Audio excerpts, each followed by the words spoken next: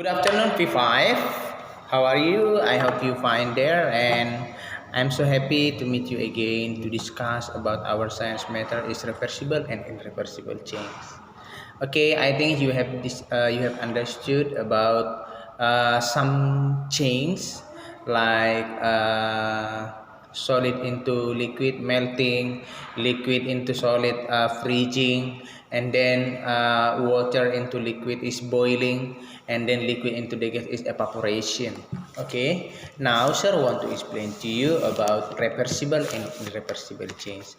You know what the meaning of reversible and irreversible change? You can open your book, page 18. Okay, reversible and irreversible is the matter that can be or can't be back into its original. So if the materials can back to its original, we can say it's reversible change. But if material can't be back to its original, we call irreversible change. Okay, I will give you one example. Bread that is toast become brown and crispy. Now I want to ask you, when you toast bread become brown and crispy, can it bake into the yellow bread? No, so we call that it's irreversible change.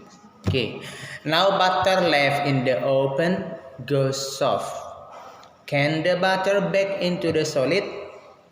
Can. If you put them in the freezer, the butter will bake into solid form, so we call that it's reversible change. Okay, so, and there are many examples in our daily life about reversible and irreversible. For example, if you want to make iced tea, and then you make tea, and then you put some ice into the glass, after several minutes the ice cube in the ice disappear. So this one example of irreversible change. And then when you have a paper, and then you fold them into a paper aeroplane, so you have made a new matters, because you have a paper but you make into a paper aeroplane, so you make a new form, but there is no new substance, so we call them by reversible. So I want to make conclusion. How can we know that a change is reversible and irreversible? One, if there is no new substance. Okay, so if there is no new substance, we call them reversible. For example, ice become water, so no new substance, only the ice in the form of solid become water, so it's still water, so we call them no new substance in form is reversible. Number two, if they can be back, we call them reversible. Okay, if they cannot back, we call irreversible. Okay, and then number three is if they produce new substance, we call them irreversible. Okay, so now material can change in many different ways. One, they can change in shape. For example, clay you can make become doll with different shapes, and then ice cube you put in the glass become water, so change shape.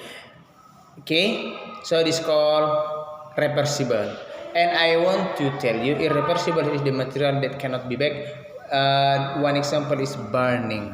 When you burn some things, new materials form. For example, this one. When you burn paper, so the paper become ash. So this is new substance form because paper is different with ash. So this is irreversible because new substance form. Ash different with paper. But this one, ice cube become water is reversible. Why? Because no new substance form, only change state. If you put them in the freezer, they will bake into the ice. And this is clay. When you squeeze them, you can make a toy.